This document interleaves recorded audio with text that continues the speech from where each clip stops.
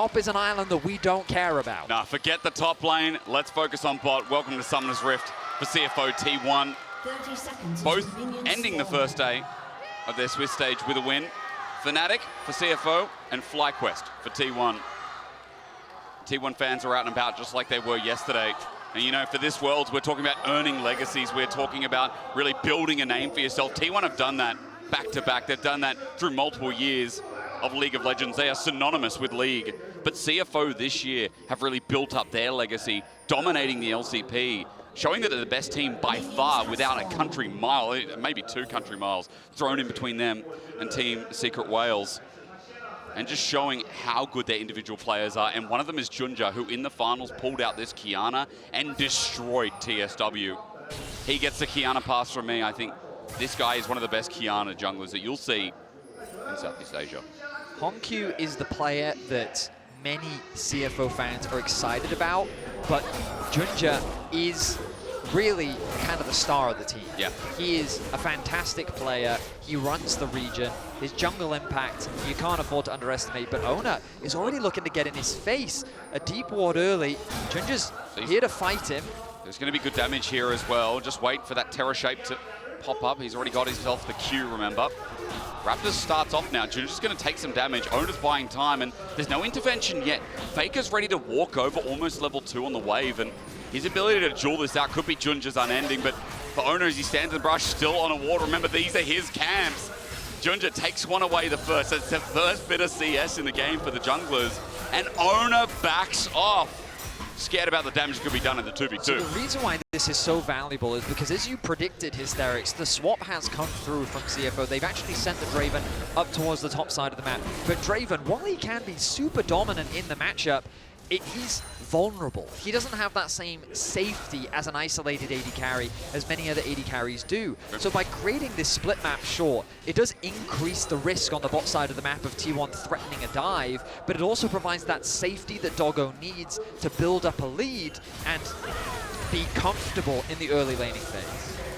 Junja, I mean, if we want to speak about comfortable, Doggo's going to feel good if he lands a couple of these axes. Doran's going to go in, get the trade under turret, but again, with the stand aside, Doran, that's 3 autos. As he walks back up, he will heal some of it, but not all of it, so comfortability in this lane. Again, as the hovering from Junja continues, he's cleared the whole of the top side of Ona's jungle. He will now try and re-invade his own and get in the way. Junja's on his way. Junja is on his way. Level 2 Ona. Keria has to come across. This is a smart move from the bot lane. Junja has arrived, though, but I don't think he's going to be quick enough. No, he's not. As Ona secures the smite, gets that level 3. Coming's only level 2. Can't really do too much and won't commit the flash to follow up. Keria goes back to lane, so Junja gets the Krugs, and remember for him, he's still got a little bit of resources and all 3 camps up in that top side with Scuttle too. So for now, Ona's just got to go reclaim and get back in this game. So what's happened is it's made it difficult for Ona to have an early game impact, specifically on the bot side of the map. But Ona, he's a jungler that's difficult to keep down. Yeah, that is true. And you'll see that he's looking to get the double crabs. Kaiwing working with Junja, though, to guarantee that that doesn't happen. And this is just a great interaction between 2 high-level junglers right now. As it's Junja. Hello, Doggo! He just solo killed Doran.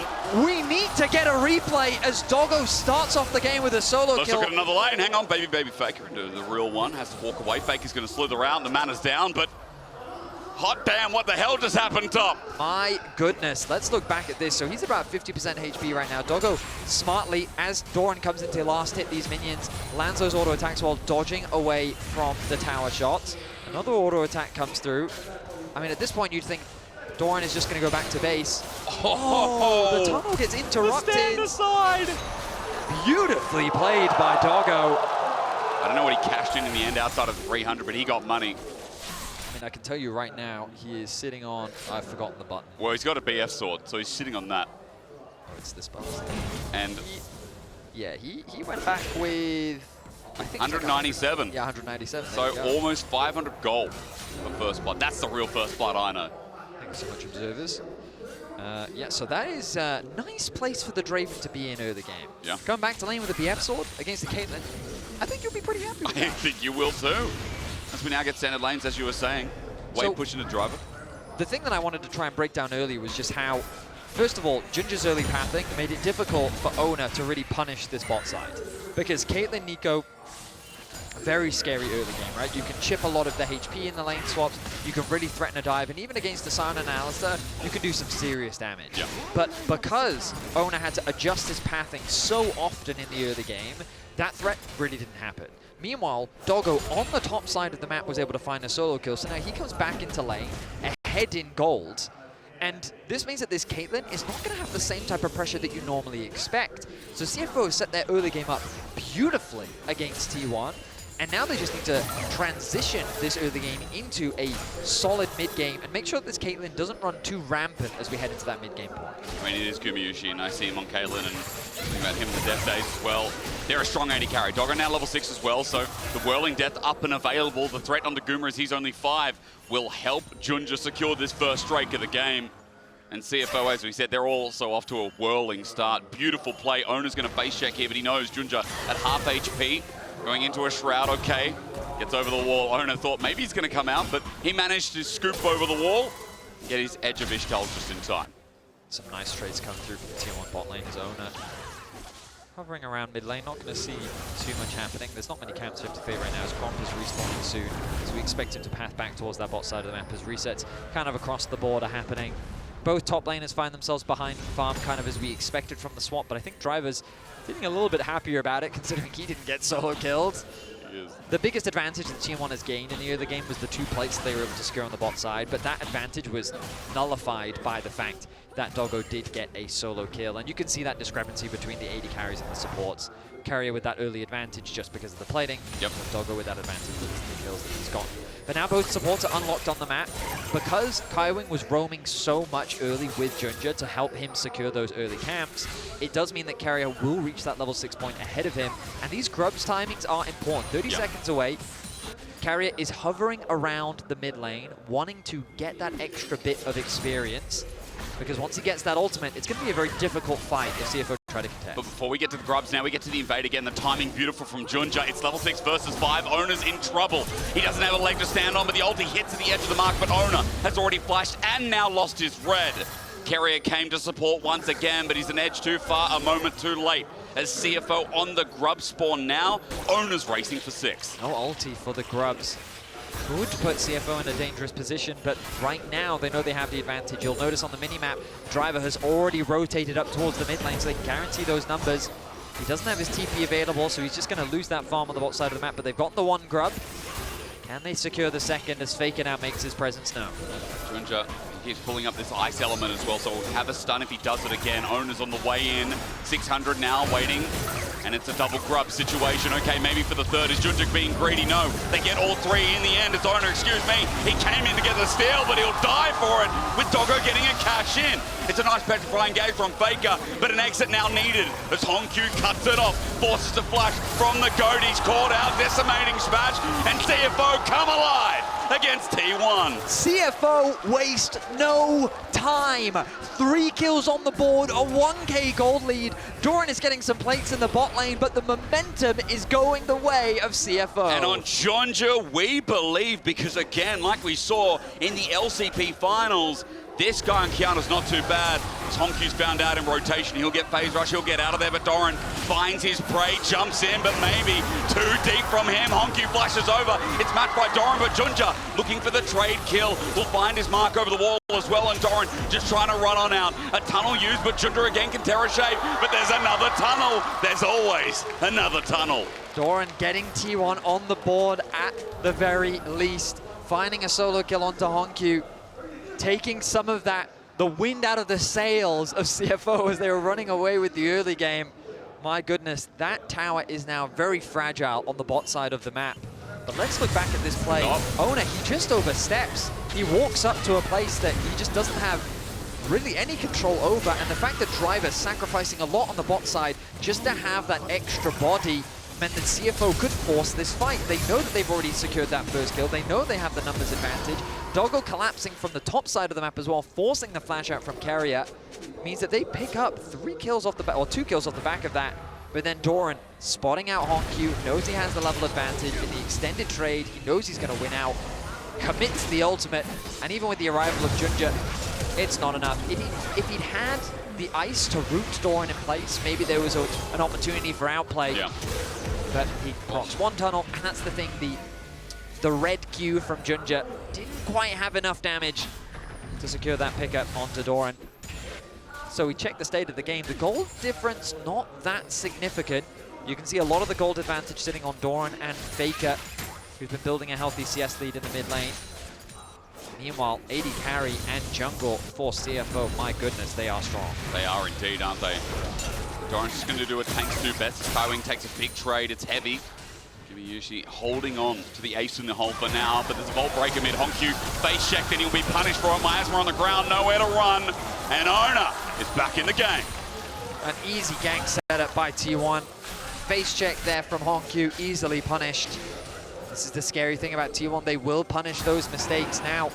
With a man down, it's a difficult contest for this Dragon. Faker looking to protect his ward, won't be able to do it, but he will zone Junja away. CFO, they're saying they can still contest this. Doran has come down from top side. Junja's also got Ice as well. Supreme display of talent will find one, but no steal on the Dragon. That's up for Gumayusi. And as they take it, they run away. His driver has decided to launch into Doran, but he's just an instant blocker. And T1 walk away with the win on objective. The Rise ulti. We are going in. Driver's going to stand there. Decimating smash. Faker's down. Junja also going to help out as Doggo ran into melee and started hitting the Void Queen. Double over to Junja, and what a realm warp that was. They were not expecting that. CFO, they TP'd Hongq into the fight, and I thought, this is too late. You're wasting your time. But I got caught off guard. T1 got caught off guard as they throw the Rise ultimate into mid lane. Driver was just the bait. 2 more kills secured now for Junja. Using it on the one item spike there, Betty. It's a Bloodthirst, it's a Profane Hydra. That damage, that burst is immense. And T1 felt the full fang of it. So you'll see the TP come through, and I'm thinking to myself, the Dragon's already done. What's the point of TPing in? Maybe he can catch this bot wave. They rotate their AD carry into mid, but they notice Faker and Doran overstep trying to punish Driver, which means an easy collapse can come through. Cassio gets one shot, lands a good ulti onto Driver, thinking maybe he could trade one back. But my goodness, Junja, you talked about his performance in the finals. It feels like that we're seeing another fantastic performance from him. A 1.1k gold lead and a 1k gold lead for Doggo as well. This guy on these days of EDG, Vetty. I didn't get to cast him enough because, of course, he was behind some legends at the time of the World Championship squad, but there was a reason this #1 Chinese solo queue player was so sought after, even being on a bench for a bit. Faker might be in trouble here, though. Junja's coming up again. He's really earning it this time around. The 3-0 Kiana knows that Faker's into a corner. Pop Blossom helping out. Carrier's flashed in. Maybe there's a turnabout play. Junja has to hold the in. Jumps to Faker, but he gets shut down. Carrier saves the day. It's a double TP, but there's more numbers here for T1 as Driver has walked into the ongoing trap. Hongq now walks into range of Ona, and CFO had control, but they're relinquishing it. A triple kill for the slippery snake of Faker. And T1 punished so damn well as Gumayusi gets flashed on. Doggo's still got the spunk. 3-0 on the Draven. He needs to step up. Okay, the gloves are off. T1 are fighting back, and CFO's aggression gets punished. An ultimate from the mid lane to allow for Doggo to continue his push. I don't know how much longer he can stay on the map, but Faker getting a triple kill brings him right back into the game. A 1.8k gold lead, and Doggo answers with a solo kill of his own. It's like exactly how things played out at MSI. A brawl between the two teams. It was good. This is just a heavy overcommitment from CFO. They think that it's an easy gank, but the ultimate from Junja trying to keep Carrier away mid it so much easier for Faker to turn that around. And then when the TP came through, I think CFO should have just focused on trying to cross map, because this time around T1 had the numbers advantage, and I think that's the biggest thing that CFO have been getting away with. Numbers advantage in their favor to punish T1. This time though, T1 reacted accordingly, but Guma did not expect this. A flash underneath the tower. He doesn't bother trying to flash away, but now they know, no flash Draven. Boy. And Ona will be setting his sights on that AD carry. First turret, meanwhile, picked up in the bot lane. No feats just yet. It's all about this objective as Herald now spawns. But Vetty, I see an experimental Hexblade here for Doggo as his second item. He's a full item ahead of Guma right now. That Draven has got money. It is definitely his treat at the next meal as it is coming up now. Everyone sit down. It's Herald. And also, let's remember that Junja's close to his second item too. That does surprise me. I guess getting an extra bit of health He can easily proc the attack speed. I mean, like, sure, it's all the stats that you Normally want. it's just an IE or something second, or Exactly. like a hardcore AD item. But I guess he's sitting here saying, you know what, I hit hard enough. Yeah, I guess so. I'll get a bit more HP. Good job. Caught out. Pop Blossom finds him after the scuttle. He'll regret this. Gets the stun up though. Goes in Vis for the time being. Edge of his shell's perfect timing is that's simply a clone. He'll jump over the wall. Audacity out. Buy some space as Doran is on the hunt, but with that health bar advantage, T1 start the Herald. Yeah, I mean, no ulti now available for Ginger, but they did trade it for Carrier's ult. CFO still want to fight this though. Doggo on the right-hand side. Keep your eyes on him. Driver wants something to drive into. Decimating smash just out of range. Doran flashes, misses, whiffs. Meanwhile, Owner went in by himself. T1 is separated. Driver cuts off the cross, and Kywin picks up the kill. T1, they're sparked up a little bit with an ulti that came afar from Doggo as Doran jumps in deep. T1 are fighting one by one, and I see a double on a damn cow. Realm Warp in behind enemy lines, and T1 are finding themselves hanging with a leg to stand on. Petrifying Gaze misses all, and CFO are bringing it to the world champs. The young guns from the LCP play with nameplates off as they go full aggression into T1. Disconnection being shown by T1 as their focus was just off. Doran doesn't connect onto Doggo. Ona engages onto the backline of CFO. And we look back here. Driver very close again. But look at Ona committing as the rest of T1 have their sights set onto Doggo. Driver then runs down the middle, and while he does have to flash out, his job is done. He's created chaos in the midst of the fight as Doran finds himself isolated, and the rest of T1 can do little to escort him to safety. How did Kywin get both kills? I don't know, but there's a double for him, and then the Realm Warp once again from Honkyu is outstanding. Faker ends up falling. Honkyu's able to secure it. And it's just every international event, CFO continue to show up. This is, of course, only a best of one, but what an important best of one it is to get a win here. Hang on. Noxious Blast, gonna hit Driver, flash for the miasma. Now that Ona's here as well, Driver in trouble. Great sidestep, decimating smash in front of the turret, avoided by Ona. He will survive. Meanwhile, Dragon does go down, but it's a good punish from T1. I mean, absolutely, the ulti gonna whiff. Ona, though, very low. The Dragon secured, and now the threat on the bot lane tower. They have the damage, Betty. Maybe enough to threaten Doran to get out of there. Redemption's going to come on down, but wait for Supreme Flame Talon misses, and Doran solo kills!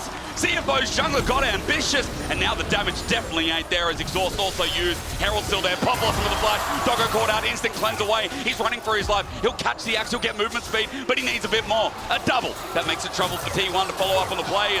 They have to back away. CFO coming to help out. Oh my goodness. Okay, so T1, they're not wasting any time. They're looking for any punish possible. The fact that Doran gets the outplay onto Ginger, the fact that they're able to put pressure onto that top tower, and the fact that they threatened Doggo in the mid lane, but it's not ultimately enough. They keep the top tower protected from the side of CFO. On the bot side of the map, they don't quite secure that tower, but they do open up the mid one. And the fact that Carrier committed both the flash and heal to trying to pick off Doggo, but it only cost him his cleanse, mean that he's not going to have that. Not having that flash available for the next fight is going to be a big one. Arakan, 1 minute away, and you have to expect that CFO, they're not going to waste any time. As T1, what's amazing is it feels like it's a very CFO-driven game, but the gold, it barely reflects that. It's crazy the gold even after all this skirmishing. 16 kills in 19 minutes though. That's my kind of League of Legends. About 500 now as they're starting to pick up waves. But I will also mention, in the skirmishing, in the chaos, feats of warfare were picked up. Armor advanced, the first boots that actually advanced for CFO with Doggo getting them now. So double Dragon. It's Chemtech Soul this game. 3 minutes till that, but Arakan's up in 25 and eyes focused on the top side of the map. That's where it's spawning. That's where Kywing's laying down the groundwork for vision so that CFO can watch T1 with bated breath. This is becoming, I mean, after MSI and now watching the matchup again, it's becoming an awesome international rivalry. I mean, T1, they have many rivals around the world. True. But to really go toe-to-toe with those, Ginger ultis in. Into the river, gets the stun. Ona is cashed in. More big bucks for Doggo. I mean, I think I counted 307 there for Doggo. I did too. The man is sitting with a 3K gold lead over Guma, and I will say, when I saw this Draven in the draft, I was not optimistic, but CFO have played fantastically around Doggo to really put him in the best position. Arakan now being started. No supreme display of talent means there is an ult advantage if Ona can get there, if Faker can delay. A petrifying gaze from over the wall with the Cassiopeia without flash. You mentioned that TP, that's going to bring numbers in. 4 members of T1 on look now. Kaiwing gets over the wall, flash from Honkyu, gets the double root, and there's Kaiwing for the follow-up engage. The cow unleashed, Pop Blossom does nothing. Driver misses, but Faker is there when he lands. Down goes the Snake, or just about. They finish the kill. It's Doggo who gets more money in the bag. Doran now isolated, has to go back in, but the supreme display of unholy talent. Junja on Kiana is just exceptional. CFO are punishing T1 time and time again. The way in which they navigate the fight is fantastic, and I just can't get over the level of confidence that we're seeing from CFO. They T1. do not fear anything, flashing in their face, looking for the outplay. They secure the Arakan, they get a tower, and they are in, forgive my pun, the driver's seat here in this best of one. Done it many times. TP, though, it's not over yet. T1 have more gas in the tank, and they're going to use it on Honkyu, who burned his flash in that last play, but Faker, as he takes a long way around, will eventually find him. I was going to wonder as the root comes through. There's the phase rush. Noxious Blast still connects with the Twin Fang in the follow-up. Ace in the hole. Redemption coming in, and here he is again! Here he is again! Junja comes to the rescue of his mid laner. Level 14 on the Kiana, 5-2-6 the scoreline. The ultimate named a supreme display of talent, and I mean, I think you summarized it beautifully in the last fight, Hysterics. What a display it has been. The Dragon 30 seconds away. Let's look back at the fight. Junja getting very low, tanking the Arakan, but then the flash in onto Faker, the follow-up flash from Kaiwing. Doggo hesitates as he sees Doran turning his attention onto him, but the rest of the team is doing so much work on the backline. I got worried as Faker was still alive in the midst of all of that, because the rest of CFO assumes that someone will get the cleanup, but they do in fact get the cleanup. The ultimate connecting onto both. I didn't see the carrier connect as well. And it got the kill. It secures an additional kill. And I mean, what else can Faker do? He puts his hands up as CFO find themselves with just short of a 5K gold lead here in this best of one. Now, there's been well rewards here for the jungle, but let's not forget, it is really Doggo who helped start this game too. Outside of the invade, outside of the successful pressure, from Junja, Doggo, now almost at his 3rd item, is 3.8K over Guma. He has cashed in 5 times, has not died, so it keeps accumulating, of course, every kill to cash in. And it felt like Caitlyn was the AD carry of the tournament. It did. It felt like the teams would have to find new answers to it, and we were discussing those answers today prior to the cast. I don't remember this being one of them. Draven wasn't on the list. He wasn't even in the conversation. But my goodness, to just lock in the Draven and say, no, we can make this work. And again, I really want to emphasize their early game plan was incredible. It was. Splitting the map, which against the Caitlyn you wouldn't expect to do, but to provide that safety is... He's in trouble, owner flashes and it connects. Pop Blossom up, supreme display of nothing there. Perhaps the confidence a little too much now. And it's given gold over to the Caitlyn we were just talking about. Gumayushi, he's going to knock 1,000 gold off the difference. That's something. That definitely is something. You've got to be careful, CFO. T1, they are multi-time world champions for a reason. They're not going to give this game up without a fight. You're in a fantastic position to close this one out. This is your game to lose, but T1 will be fishing for every opportunity to take the game away from you. With the Baron spawning in 40 seconds, that will be the objective that they will look for. Your setup, your positioning is going to be crucial. Yeah. Because a single misstep could be all that it takes. Right now, both teams take an opportunity to reset. We're getting close to completing a couple of big items ahead of what we expect to be the Baron setup. Mortal Reminder being one of them, by the way. With a bit of healing cut over to Faker, naturally. Also for the Rek'Sai, for what it's worth, as I mean, 3rd item here, while Guma's still sitting on 2, but he's definitely got some components here as he's backing away towards that bottom side of the map. Might be a Bear Sword. No, it's going to be a Last Whisper. Throwing drops some wards. Meanwhile, while the Baron spawns, T1 and Baron in the same sentence has always given people goosebumps.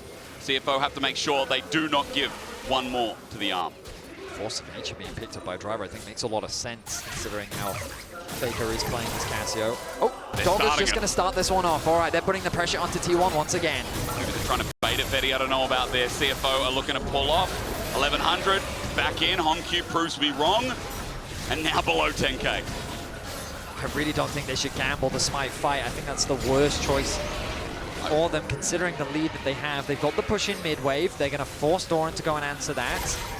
Boy, whirling death onto Guma, good damage. And now they can go back. There's that. So you can see it in the back of the pit. Driver spots it out as well. He's going to clear out that control ward. Will proc the aggro of the Baron, and now they're going to draw T1's attention once more. Keep the pressure up. TP comes back in from Kaiwing. Okay, Carrier's going to find an angle in the meantime. That's his clone. That gives vision. Redemption going to come down. Nice, healthy CFO below 10K once again. Faker himself has flash to get over the wall if they flip this. T1, I've seen situations like this before. Doggo's Makes me isolated. nervous. As you said, Doggo is isolated, but the stand beside onto Doran. He can't get in range. Has to tunnel out. Honkyu flashes, gets the rune prison, and as he gets poked out, he will not die. Crucial for T1 as Honkyu has now committed the flash. Lancy there. Honkyu thought that he'd found a pick, but the mobility from the Rek'Sai means that he was able to get away. Has the TP available as well. Oi, Junja over the wall, but no. Onto Carrier as a spell shield holds on for the time being. Pop Bottom finds him. Kuma gets the trap down, but it's out of range. TP burnt by T1. A whiff there from Junja. The ulti doesn't throw Carrier into the wall, which means that the distance is enough to allow him to escape. It's a trade of ultis, but that was a big ulti. Gets Tangle Bubs, ran up and Drive interrupted. Drive interrupted Owner. There's no scream display to tell him as Faker sets up the ulti. It's a shutdown on the Honkyu, but it is a trade. T1 lose one to gain one as Driver, even though he picked up that kill, he might have saved the play. Tangle Bubs, two-man once again. Doran jumps in, Doggo goes far, up midway, flushes away. There's the ulti from Doran, but he's got no one to support him again. Doggo running, goodbye! As Doran only just managed to get out, Driver somehow dies before T1's top laner. As Kerry and Guma hold the fort around mid, Faker's low. Kaiun will see him backing, but as Driver dies, the messiness subsides. CFO, oh my goodness. We talked about those tiny mistakes getting punished by T1, and they dance at the very edge of death, but it is T1 that stave off the Baron and close the gold gap once more. They get the flash out from Doggo, which is such an important summoner spell, and they have the numbers advantage. They're coming back out onto the map. Driver has his TP available. The Soul is spawning in 20 seconds time. The face check, you've got to be careful. The ward will be dropped. Kaiwing, crucial here. He doesn't have to burn the ulti. He's got flash available as well. Any chunk leads to this Baron. Any chunk delays the Soul. 5 seconds, speaking of CFO, on that point. But T1 have River first. Doggo on the top side. Are they considering a Baron duo? Doggo's saying that maybe we can sneak away this Baron. Owner knows, though, they're going up straight away. The rest of T1 following. But I think CFO's happy with this. They wanted to bait T1 out of the river. They've done just that. The bot wave and top wave continue to push in CFO's favor, which means that they're not too concerned about any pressure on the side lanes. Waves continue to be fought for in the mid wave. The T1 have that slight range advantage. HP not going to be too significant, though. Dragon going to be started off. CFO want to threaten the Baron once again. Draw T1's attention. It's a tense affair. But this Dragon looks completely uncontested. Doran. Junja, though. Junja. Hang on, Junja goes over the wall, wants to contest with Ona in a 2v1. There's a supreme display, and he has the audacity to take it away. Soul for CFO. Stand beside us, find a target. The rest of CFO are in the river for the time being. Honkyu has to be careful without his flash. Ona doesn't hit the target. He's on Doggo though, but look, he's separated. He has to leave. Now Doran sent into the sky by the one and only Driver. Faker stands and starts poisoning, sending out the fangs, but T1 have lost top lane. They've lost Soul, and now the Baron's on the cards. Oh my goodness, CFO get away with so much. They steal away the Dragon. They win out on the fight. They have the numbers advantage. Owner still lives though, and as long as he has his smite, there's always going to be a possibility. They don't have information as to where Owner is. They've spotted him out. There he is. Mega Blast Cone gives him some space, but Junja has a stun. All he needs is to get into range. He will fail, but for now, CFO hold off on that Baron thought. They're looking for Owner. Junja's the one chasing him. Look at Faker, though. It's so difficult to start this objective off. He's in the river. But Kaiwing takes the flank a little bit early. He's going to lose Celestial Blessing. Tangle Barb's there as well. Guma stats up and tries to hit him hard.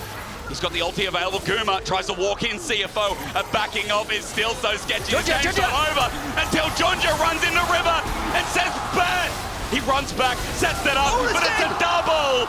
Doggo is just nuts as well. The CFO have now got two in the dirt. They're just going to start start this Baron off. It's still a super risky thing to do. Doran is max HP. Faker is coming back from the river. Guma with his range. Keep your eyes on Kaiwing, looking for the flank. Driver is low as well, but he's got a shield. Doran once again on in. Guma with the range to steal his potential, but no. Smite is better. A Realm Orb into Guma's face, but he's spaced him, he's ranged him, and Faker stares him in the face. However, the pop back is massive.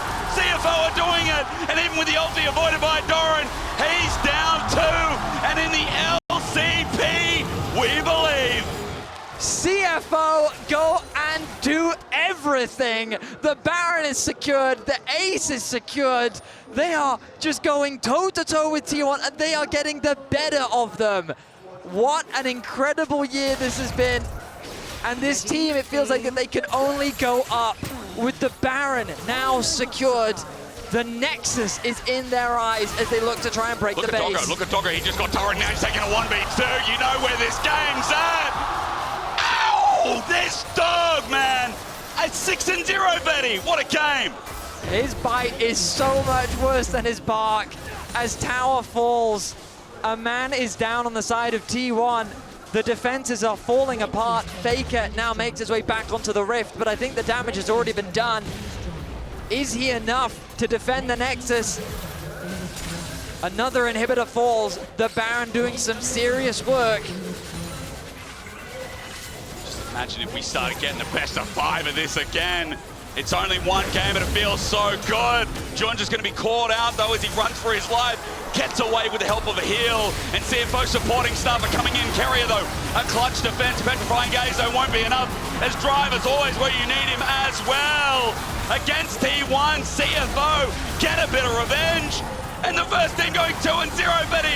At least in my eyes, CFO smacking down the LCK's 4th seed as Faker runs back to the base, but this game's done. I see one delicious looking Oyster at Worlds 25. What an incredible game. The tension was so high as T1